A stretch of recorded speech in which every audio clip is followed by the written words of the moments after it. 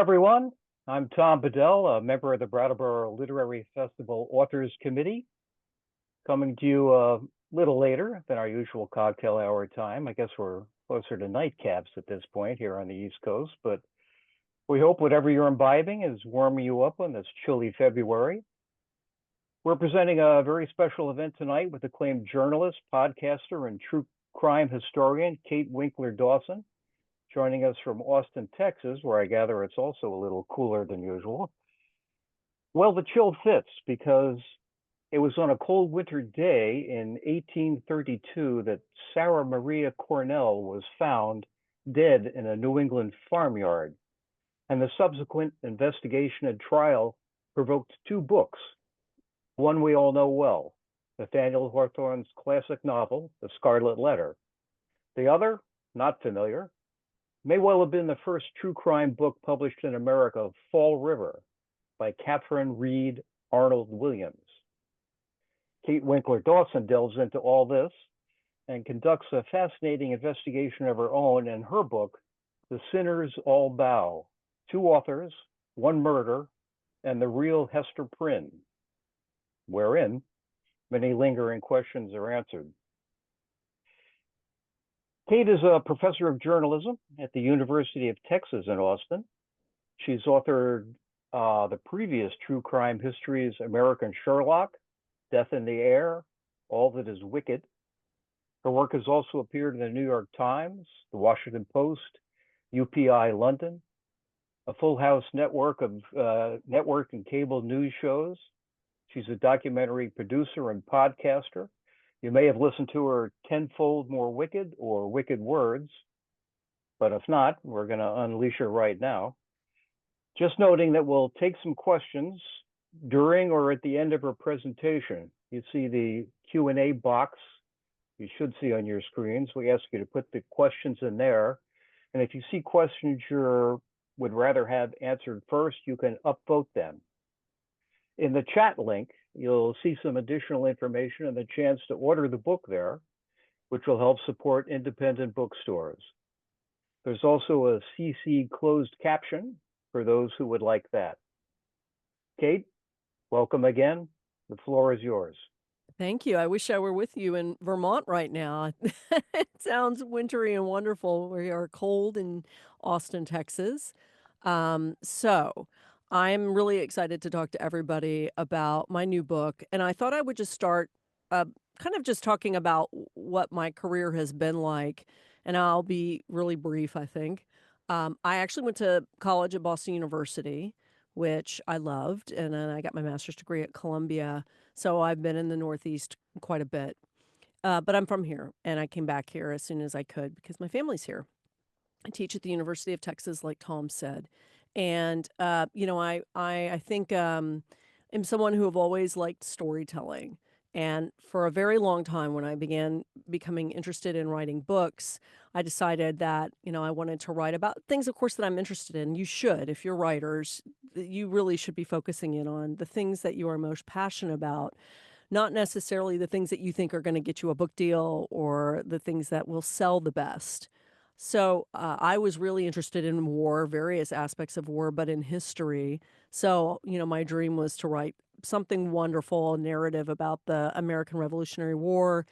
I pitched a couple of different books on the Civil War that I thought were pretty solid. And we could never, my agent and I could just never get anything off the ground.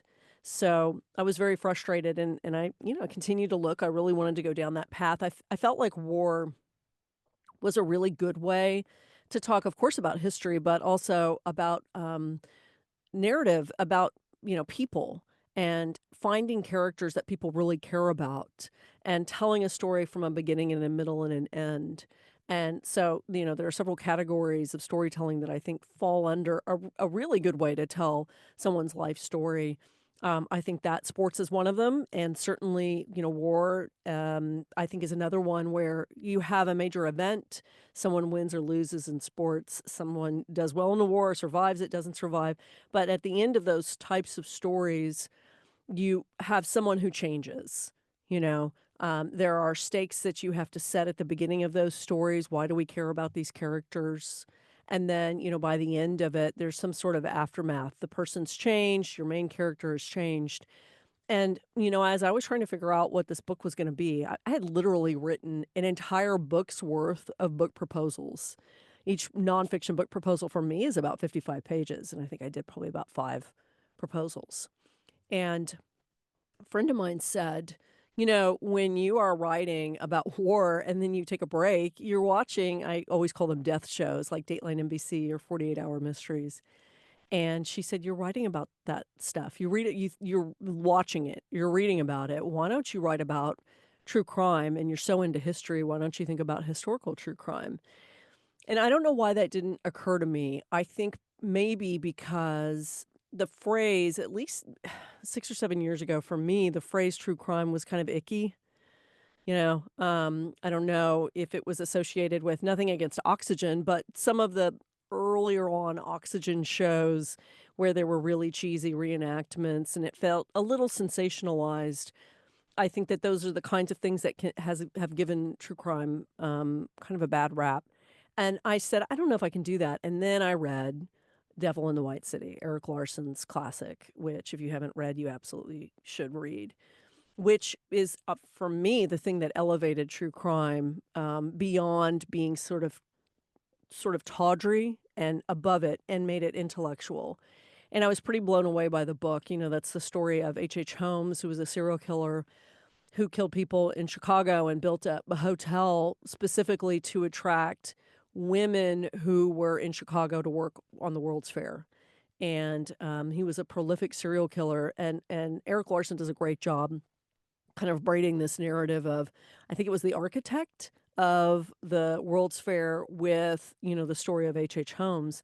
And I was really blown away by that.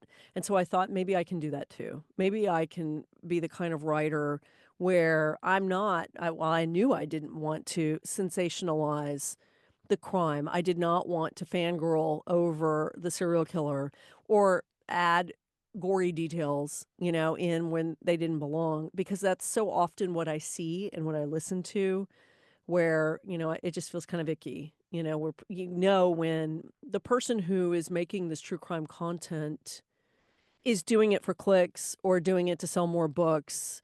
They want to be sensational, they want it ultimately ends up exploiting the victim or the survivor, the victim's families.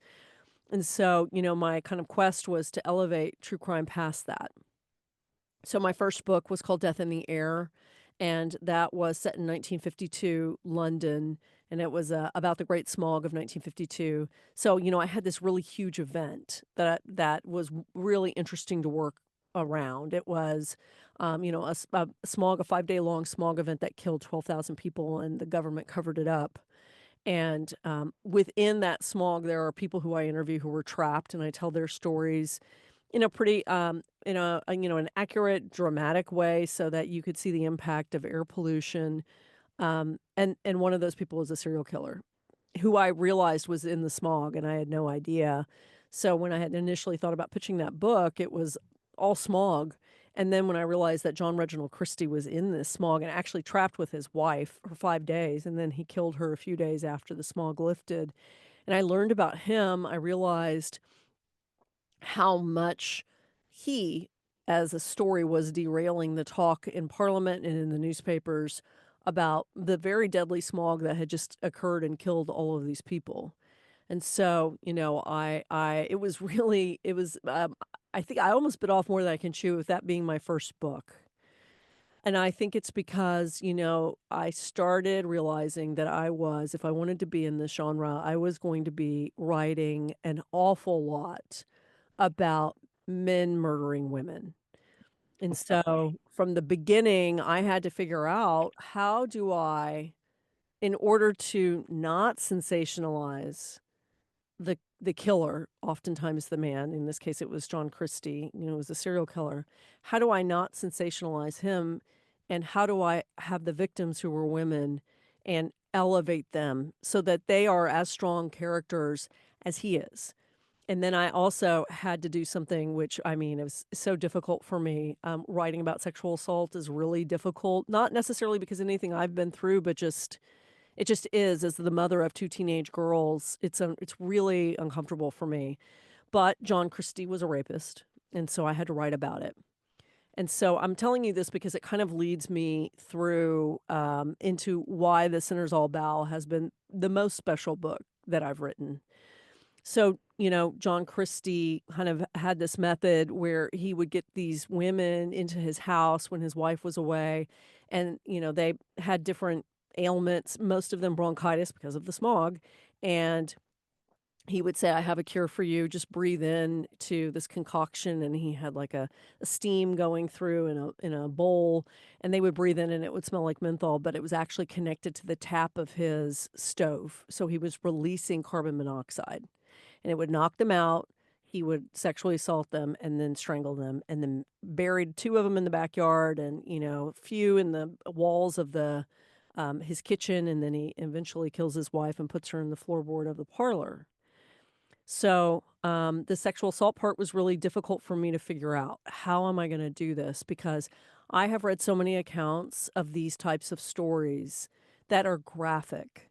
And so what I decided to do was turn it onto the victims' points of view, the first two women. And I knew enough about their lives, about their personalities, about how they met him, all of that to be able to kind of say it from their point of view. And so when we get to the part where they're breathing this stuff in, and I think most authors would continue on with the sexual assault, what happens with him carrying the body out, putting her into the ground, all that drama. By doing it from her point of view, she just goes into black and that's it. She closes her eyes and that's the end of it. And that's what a pathologist said would have happened. So there is no need to explain to people how graphic sexual assault is. You just don't have to. And I just don't think a lot of people think like that. Because it bothers me so much, I don't particularly want to pass that information on. I think it's as interesting and dramatic and pertinent if you leave it there. So the woman passes out essentially, and then essentially the next scene is she's buried. And I know that the first woman was buried close to a bush that he then planted and moved on top of her. And it's because I have a photo of the woman's spine, and there's the roots of a bush that are growing through her spine.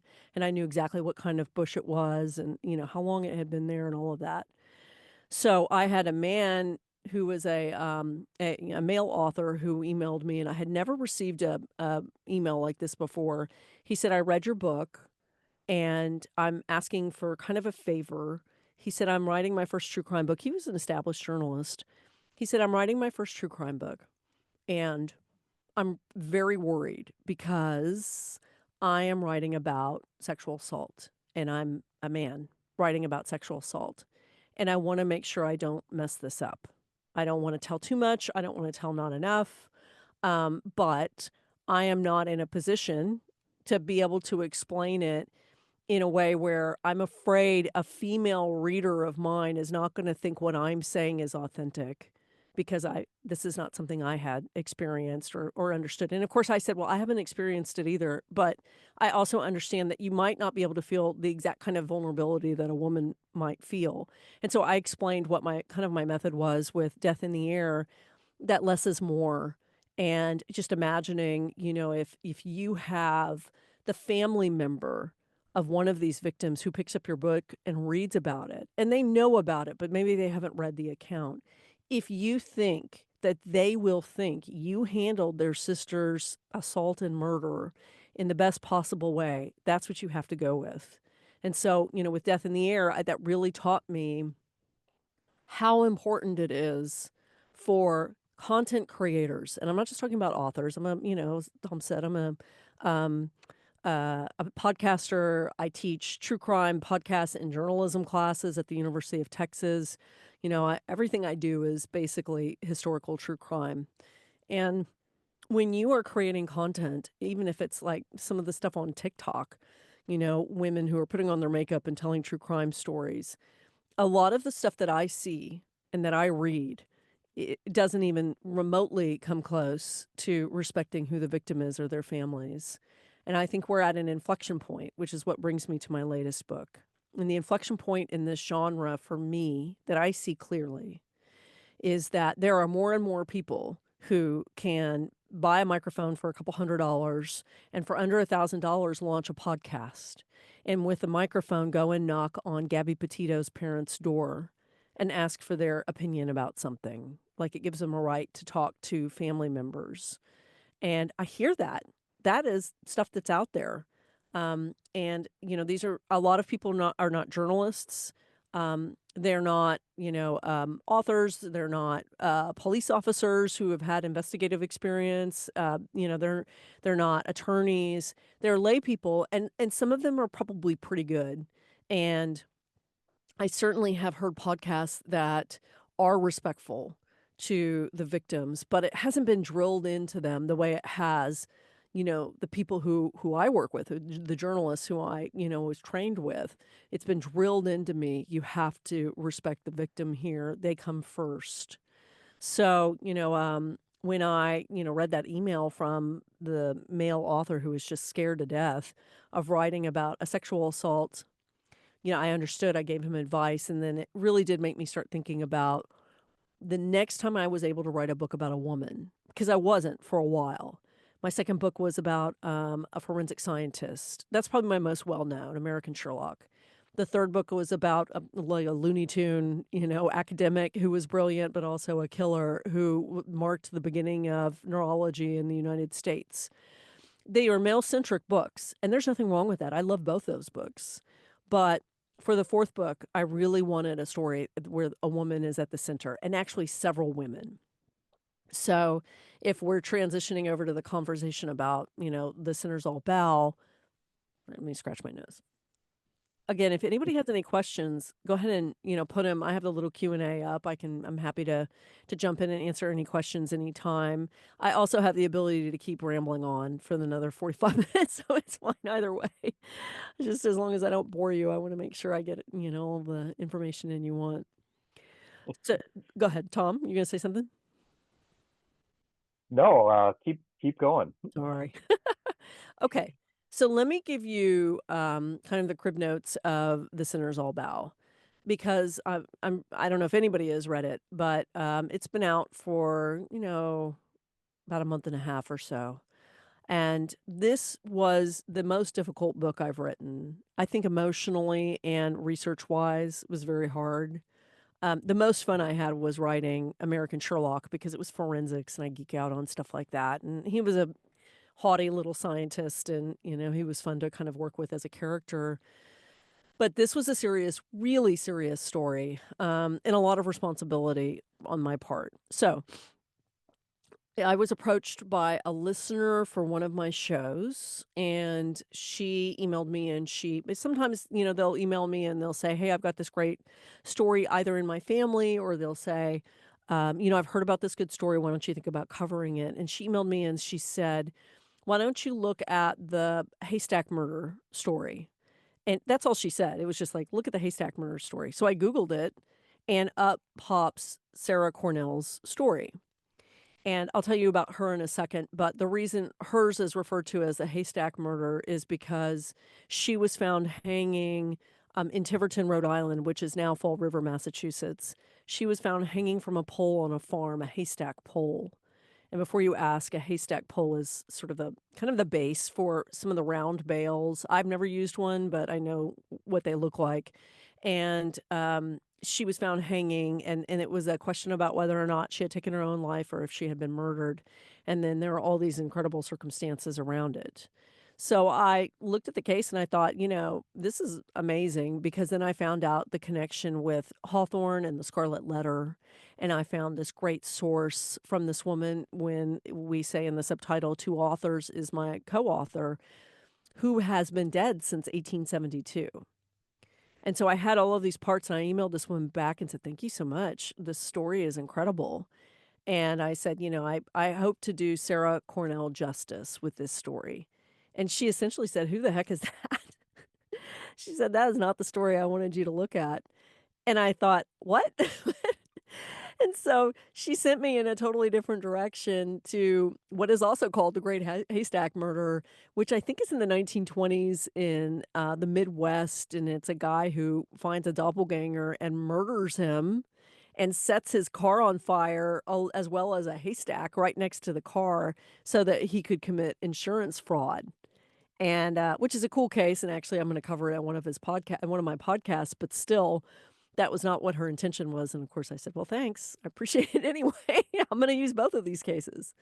So, when I started looking at the story, the very basics, I'll give you kind of the broad strokes of the story, is this is about a woman named Sarah Maria Cornell of the Cornell family. But she was also, a part of several other really infamous, wonderful families that essentially disowned her, and her family.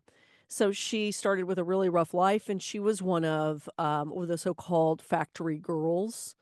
I don't like calling women girls. I think it's kind of derogatory. And she was a 30-year-old woman, but they called them girls.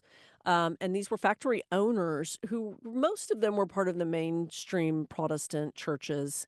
And, they found out that women were pretty cheap labor and they worked long hours. They weren't out getting drunk or having sex or anything like that. And they were reliable. They were used to being told what to do, from their families.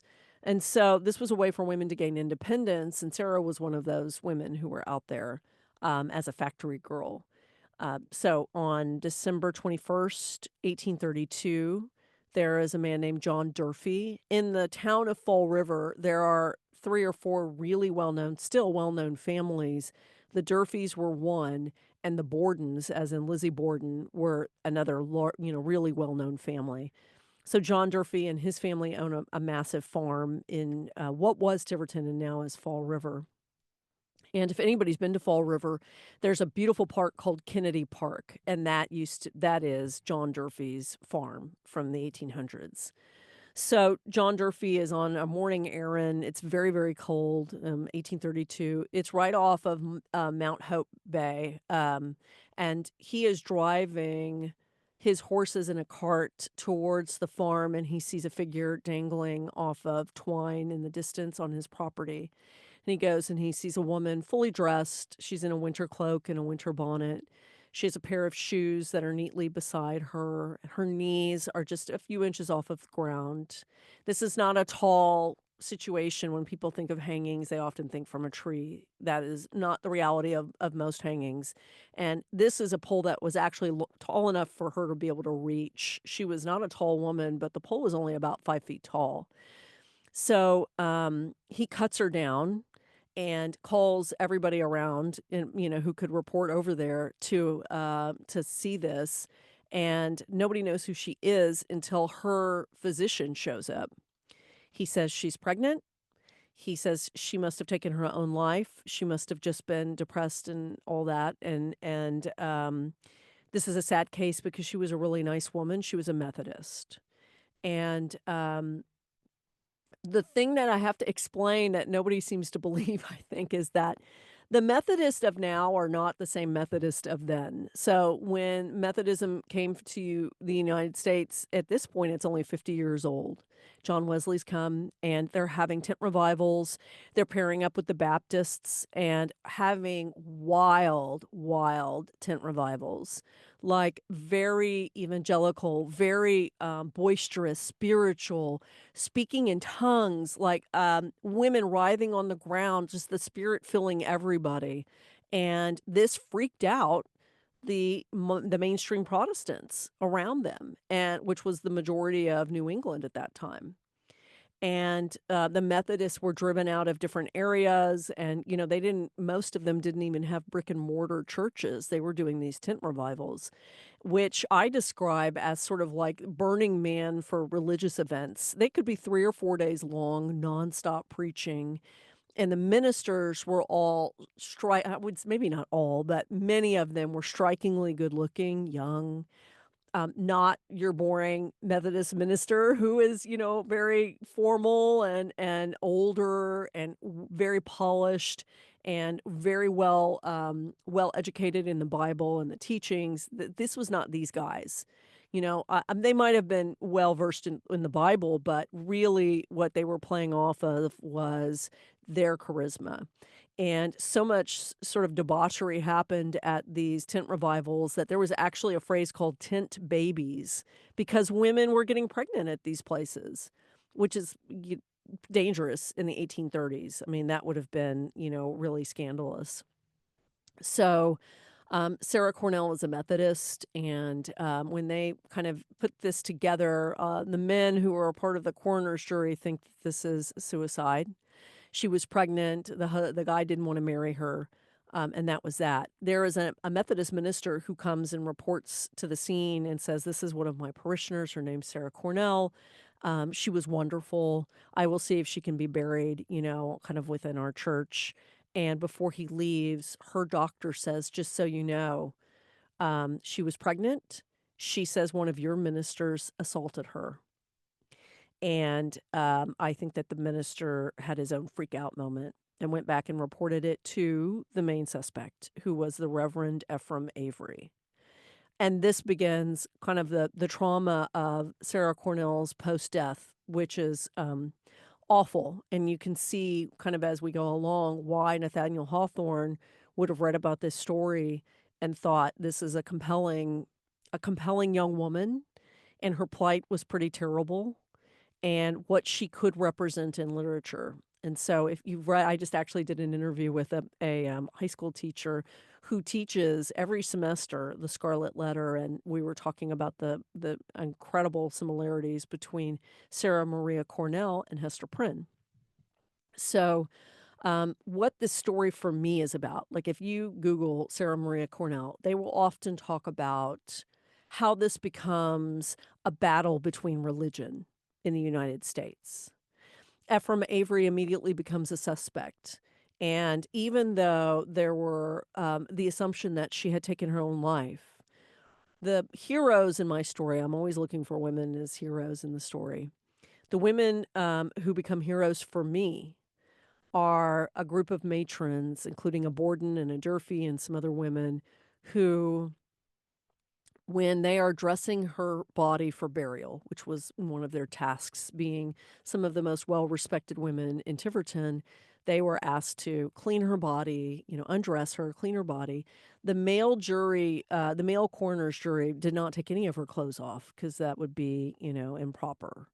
So when they turn her body over to the women and they take all of her clothes off and, are searching for clothes for her to wear, they see evidence of just incredible violence.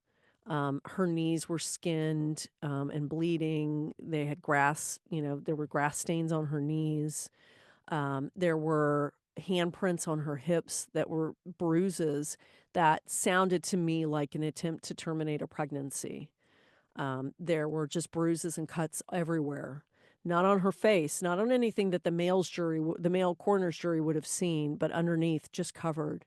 And one of the women said, "What is this?" And another replied, "Rash violence." So these are the women who made this a murder, not a suicide. It took a while. It took a few beats for them because they didn't want to say anything. And it wasn't until there was more evidence. And some of the most compelling things was that Sarah Cornell was very, very, very smart. She was exchanging letters via snail mail with, she was exchanging letters with an anonymous person who it's very clear in these letters, he is wanting to meet her that night that she died. And he said to go to a specific, pub and they would meet there. And this is clearly the person who she is trying to convince that she needs his financial support to raise this child. So one of the things that is important, I think, about the book is while everybody says, "Oh, religion this," and this becomes this sort of civil war with the Methodists who are determined to have this guy acquitted because it would not be good for the Methodist Church to have one of their ministers convicted of murder. And the factory owners who are highly motivated to have this guy convicted so that they can prove that they can keep these young women safe when they come and work for them.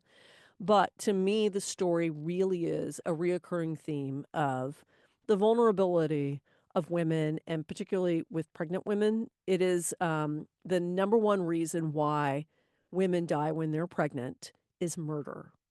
And that's not what I thought it was going to be, but it is murder. And postpartum also. And if you think about all of the cases that we've read about, Chris Watts, Lacey Peterson, I mean, the rumor of Gabby Petito being pregnant, the vulnerability is there. So the basic storyline is that Sarah Maria Cornell becomes well known within the church, um, and Ephraim Avery likes her and blackmails her. And he sexually assaults her. She gets pregnant. She is very scared of disclosing who this happened with. And she tells the doctor she doesn't want to ruin his reputation. You see that in the Scarlet letter. Hester Prynne refuses to reveal the father of her child, the Reverend Arthur Dimsdale. So there is this sort of reverence here, because I think this is what both of the women have been told what to do, throughout their lives. And ultimately, her brother-in-law, her sister, her mother, and her physician, and an attorney, all say, you need money from this guy. Are you keeping this child? And she says yes. And she wrote about how much money it would cost for her to have daycare, while she worked at the factory. And ultimately, they kind of say, you actually need to be in the same state that he's in. So she moves and she starts demanding money. And he makes promises, all in anonymous letters, and he makes promises. And she leaves that night in a great mood, thinking that she was going to finally get financial support. And then she ends up dead. So, the story evolves because there's a lot about, how much Sarah, what Sarah's intentions were. She becomes accused in postmortem. She is accused of sleeping with men. So we would call that now slut shaming. There's a lot of victim shaming. They are saying that she's crazy. People who she worked with, women who she worked with, were testifying that she was mentally unstable. She was suicidal. She hated Ephraim Avery, not because he sexually assaulted her, but because he would not vouch for her at another church. And when that happened, she grew enraged and said, I'm going to take my own life and frame him. That has happened. It's happened. But I don't think in this case. So all of this stuff, all of these things come up. And I think that with Hawthorne reading a lot of this, you really start to realize, how much pressure was put on women then, and definitely to a certain extent now, to be this perfect figure. And that's what we see with Hester Prynne. One mistake, and she has the Scarlet letter. And like Sarah Cornell, Hester Prynne did needlework. And so there would be people who would encounter her in the street in the Scarlet letter and not acknowledge her or look in disgust. But then privately, they would come to her with favors. And that's what happened with Sarah Cornell, too. She was a weaver, gifted. And, people would come to her and need her help, and she would do it, even if they were ostracizing her. So there were an awful lot of parallels that I thought were interesting. Let me pause for a second. Kathleen has a question. Let me see. So I'm not wearing my glasses because it glares. So give me a moment. Here, Uh, I'll read it to you. It's, well, actually, I can read it. Hold on. you got it? Okay. Yeah, I got it. So Kathleen says, I really enjoyed the book. Thank you. Can you talk about the varied interests and what they represented in the case by the Methodists, the Congregationalists, and the Fall River Committee? Yeah. So everybody had their own interest, which is what happens in true crime cases in general. But you're right. I mean, there's a lot of sneakiness that's happening. And I will, Kathleen, in a second, add in Catharine Williams, who has her own interest, my co-author.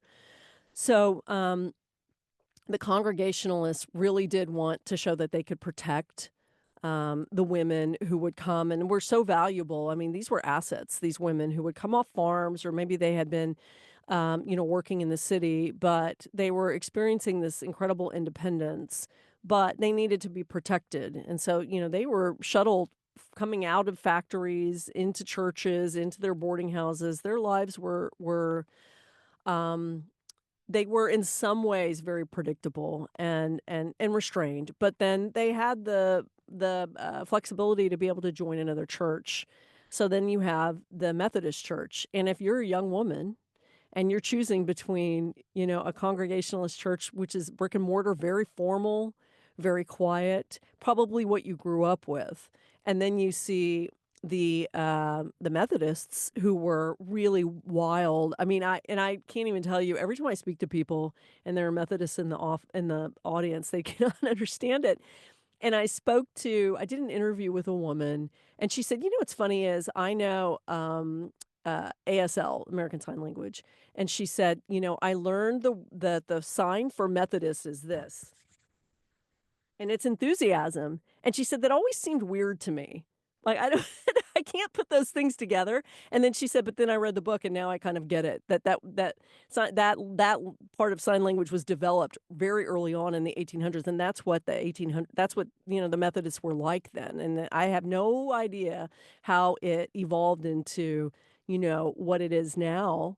But the back then the Methodists wanted to spread out. They were doing the circuit riding stuff where, they would hop on horseback and push out west and have these tent revivals. It worked in England and it was working here.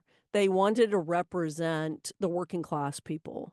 And that's what happened in England. I mean, the Church of England had very little interest in the 1800s in people who could not contribute a lot of money to their churches. And so when John Wesley had kind of a vision that, of a Methodism, he wanted to represent the common people, which was a lot of enthusiasm. And so when it came in America, I had a religious scholar who said, I'm not sure what was happening in 1832, those type of tent revivals were not something that John Wesley would have necessarily signed off on. They were pretty raucous, but he really kind of set the stage for a different kind of religion. And so now when you have somebody at the center of it who's being accused of awful things by a woman, and people often referred to Ephraim Avery as the first person the first preacher, religious figure who really went on trial, minister who went on trial in the United States for murder. It wasn't true. There was somebody actually, I think, just a couple of months before Avery. But this was such a high profile crime because it really was shedding a light on this religion where they were so ostracized in parts of the country that the ministers were literally being tarred and feathered. It was scary, I think, for the mainstream Protestant members because this was, a religion that they couldn't really control and it was unfamiliar. So that sort of, hopefully that uh, answers Kathleen's question. But everybody, the Fall River Committee who investigated this case also was a committee of citizens. Everybody had an agenda. And I feel like essentially everybody but the Methodists were against the Methodists. And that includes the woman I was about to mention, which is my co-author, who it's kind of an odd thing to say about someone who's been dead since 1872. I'll just tell you the story about that because it's kind of one of the unusual parts of the book. So when I was deciding to write this book and I found the connection, all these academics had said this is the definitive connection between the Scarlet Letter and Sarah Cornell's story. And so I thought, okay, that's great. That makes it a big book, a big history book for me. That shows the significance. That's sort of the line for me. I'm not going to write a book unless that there is for me, a big significance in history. And it has to be more than the crime of the century, quote unquote, or the first serial killer ever, which is never, ever the first serial killer ever, quote unquote. It has to be something bigger. So I thought that was pretty big. That was interesting. And so when I was reading all of these sources, one of the biggest sources that came up was a book called Fall River, An Authentic Narrative. And it was by a woman named Catharine Read Arnold Williams. And she was from a pretty famous family. She had good stock, I guess they would say, in New England and Rhode Island specifically. And Catharine wrote this book, and I was pretty dumbfounded when I saw it because I would say I have read or been familiar or skimmed just about every true crime book you can think of in history, from In Cold Blood, which I'm not the biggest fan of, In Cold Blood all the way back as far as I could go. So, I think most people think that In Cold Blood is sort of the beginning of true crime writing. and it probably commercial true crime writing, that's true. One case covered in one book, that's, 90,000 words. I read a lot of Edmund Pearson, who was a wonderful writer at the turn of the century. He did books before Truman Capote did In Cold Blood that I thought were great. They were almost like a modern detective books, but they were real cases. And so I have always thought, okay, maybe Edmund Pearson is the one who started all of this because you could always find blips in newspapers and some magazines, but not a full book, not a full nonfiction narrative book like what I write. So then when this pops up from Catharine Williams, this 200 and something page, really deeply researched book, the kind I would write, where you report, you get the facts, you double check everything, and then you turn it into a narrative that anybody could read and see what the case is, you know? And she did that. And absolutely the first one of these of its kind anywhere in the United States. It was pretty incredible. I mean, 100 years earlier than I thought. So I said, once I read through her book, I said to my editor at my publishing company, I said, I really need, I feel like I have to actually give her credit because I found, hold on, let me pause for this. Elizabeth, I think I looked on archive.org. I know some of you guys are probably history buffs slash writers. If you're interested in writing about history, I have like a little list of places I go. I go to worldcat.org, and that's the World Catalog, library catalog, and it's amazing. And you can plug in anything and find out if there's an archive about it or a book. Um, then I'll look at our archive.org, which has the most obscure things. Gutenberg Project has the most obscure things. And then where else do I look? Archive Grid, which I think is still around. And that is, you can search within specific archives pretty easily. And then I think it's Hathy. Is that what it is? I think it's Hathy is what I use. And so Elizabeth, I probably found it either in Hathy or archive.org. It's free to download it. And so, when I found that source, I mean, that's the best part of writing is researching for me, at least. I don't know many people who think writing is the best part of writing a book. So, with the research, I just kept finding more and more stuff. And when I read the book that Catharine wrote, I was pretty blown away because she had sources that there's no way I would have ever had. I was pretty dumbfounded because she spoke exclusively to Sarah Maria Cornell's family. They gave her letters that I'm not even sure the prosecutor had. She was able to meet with factory owners and walk through the factories. She had access to witnesses, not of the murder, but people who knew Ephraim Avery, the reverend who was involved, and basically were impugning his character. She went to all the trial. I mean, it was pretty amazing. Tom, did you have a question? Tom, did you put your hand up? Maybe that was an accident. So, so Catharine had all of this access, and I told my editor, I said, I almost want to give her co-author credit, and she said, that sounds great. I think it makes sense. You're using her sources so much, and I really wanted to analyze Catharine because Catharine very clearly hated the Methodists. Like, I think hated is an understatement. She really was pretty disgusted by the Methodists. She had gone to a tent revival on her own accord before this case even came up on her radar. And she had been a poet, a single mother, and she was curious about tent revivals, and she was pretty disgusted by it, the whole thing. And she recounts it in her book, what it was like for her. So she was disgusted by the Methodists. I don't think she was thrilled with any religion that was not, part of the Episcopalian Church. I mean, she was a very pious woman. She jokes about being raised like a nun by her aunts after her mother died. So, if you read Catharine's book, like I did 2 or 3 times, and if Jerry, decides to pick up the book because he wants to know more about Sarah's case, and Jerry has not read my book or anything else, just Catharine's book, he would get probably 3 pages into that book and say, Avery did it. That's it. Case closed. It's that convincing. Her book is very convincing. She presents evidence which on the surface seems amazing and thorough and exactly what I would do until you realize all of the evidence that she's presenting, 1833 evidence, all of the evidence that she's presenting points directly at him.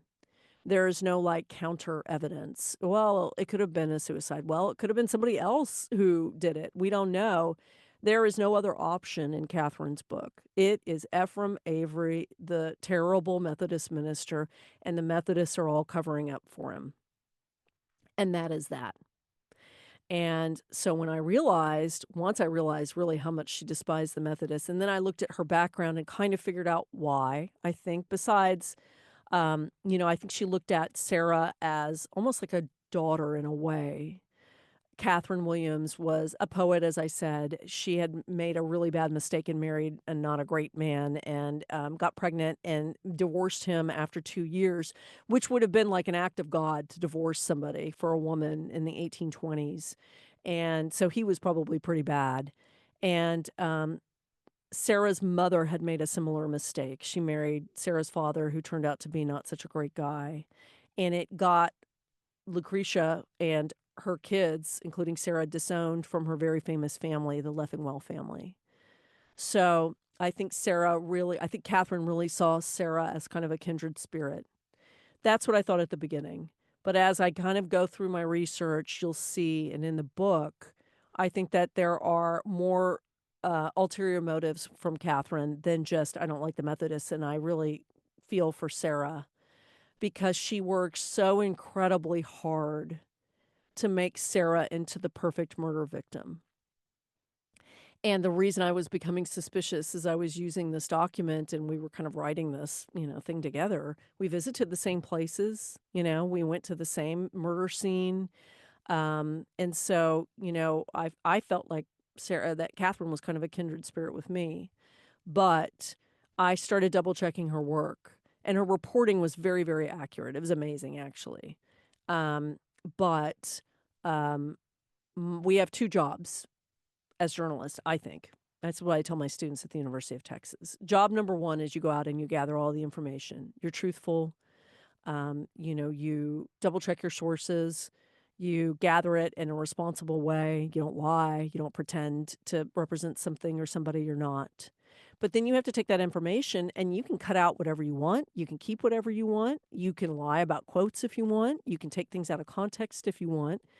So then who you are as a person spills into your journalism, I think. And now the next step is you take all this information and we make it into a narrative that you can read. And then you decide whether Ephraim Avery is guilty or innocent. But I started double checking Catherine. And I was able to look at, there were probably about 9 different trial transcripts. Elizabeth, I think those trial transcripts are also in archive. I think it's archive.org where I found those. And if if you go to kind of like a worldcat.org and put in Sarah Maria Cornell's name or Ephraim Avery's name, a bunch of stuff pops up. So I think one of the things when I started looking at what Catherine was doing, it was hard for me to pick up on because she was really sneaky and smart. And I joke about this, I have a hard enough time policing myself when I write to make sure everything is accurate and balanced. Now I've got this lady I got to worry about who I can't call and argue with. What I realized was that she was really crafting Sarah, like I said, into the perfect victim. So Sarah her downfall was when she was pretty young and she was in her early 20s and she had some thefts and she was caught. So it was really 3 or 4 times, but in Catherine's book, Catherine conflated all of these incidents into basically one event. And what that means is that in the 1800s, one theft could be a youthful indiscretion, but more than one theft and you're a habitual thief. So as she moved from town to town and worked at different factories, the reputation followed her. And then if you're a thief and you talk to a man, you're also probably a slut.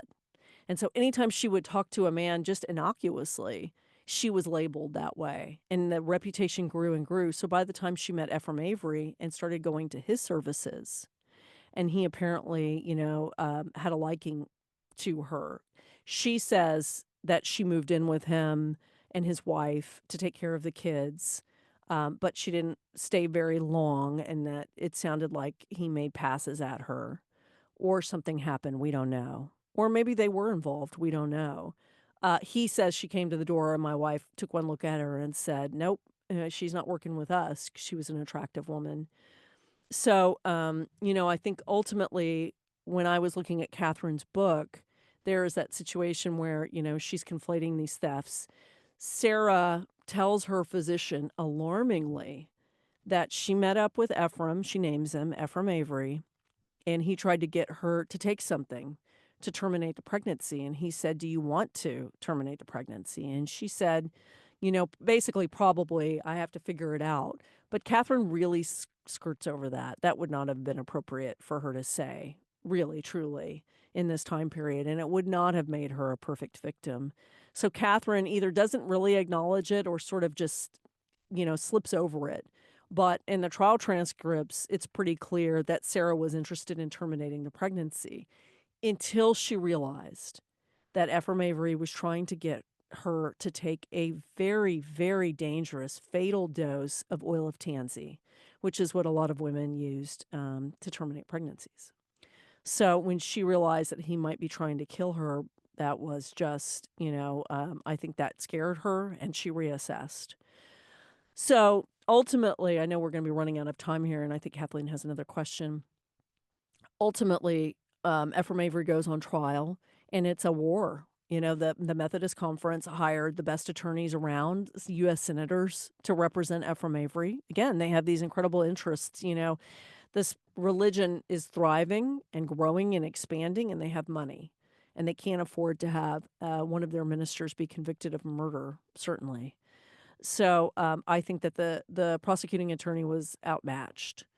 So, I go through and let's see the cord about Sarah's neck. Hold on, let me make sure that I get Kathleen's question. The cord tied around Sarah's neck. Amazing. Yeah.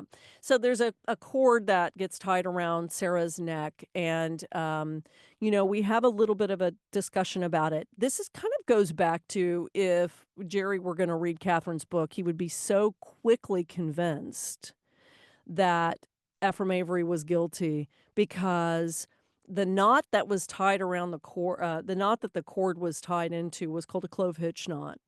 And the contention from everybody on the scene was that it was a mariner's knot. It can only be tied with somebody who was using both hands. She wouldn't have been able to do it and take her own life at the same time. And so I actually I hired a forensic knot expert, and then I talked to my co-host, Paul Holes, who is a forensic investigator. And he said, actually, they both said you can spontaneously have during a suicide a clove hitch knot. They both have seen it happen. So what I was trying to do was really narrow down what was going to happen if the entire case, really, the prosecutor's case was she was murdered because she could not have tied this clove hitch knot herself. They didn't have much else. I mean, there were witnesses who said, there's kind of a tall guy that looked like Ephraim Avery, but nobody knew these two people in this area. So there was no definitive way to connect Ephraim Avery to Tiverton and to John Durfee's farm that night. There was no physical evidence. Now we would have DNA on the twine. We would have, we could do a test on her, the fetus, to see if he's the father. There would probably be CCTV everywhere. What we had were these anonymous letters. And so, the clove hitch, when all of this starts to come out, that's when I really realized, when I saw Catherine say, essentially, it's game over, this guy murdered her. That's when I started to think, well, I'm really going to have to hire some experts. So the big turning point for me was these anonymous letters. Because if you follow a logical train of thought, it goes that somebody has been writing her these letters, the father of the child. She is writing back and saying, I want money. And she's saving all of these letters, which is so smart. She is writing back and saying, I want money because I need to raise this child. And he is saying, okay, I'll take care of you. Meet me at, and it was a particular place. And then I assume they just ended up walking over to Durfee Farm. Whoever the author of these anonymous letters is the person who got her out to the farm, is the person who killed her. So, I hired a handwriting expert because the defense was claiming that Sarah had set this all up. She took her own life to frame Ephraim Avery because he hated her. She hated him so much. Again, this has happened before.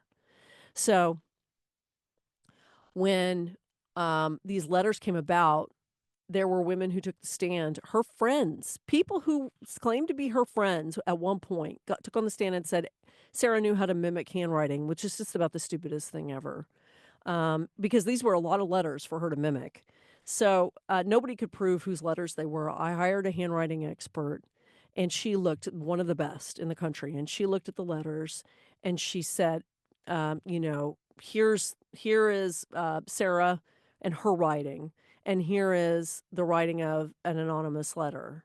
And you could compare the two, and she figured out that the Sarah did not write the anonymous letters.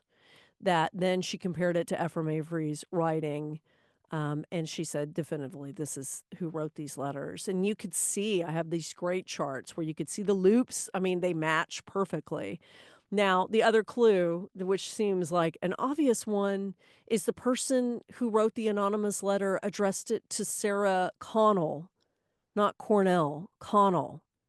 And Ephraim Avery, the idiot that he was, wrote his own Methodist minister a letter misspelling her name the same way, Sarah Connell, not Cornell.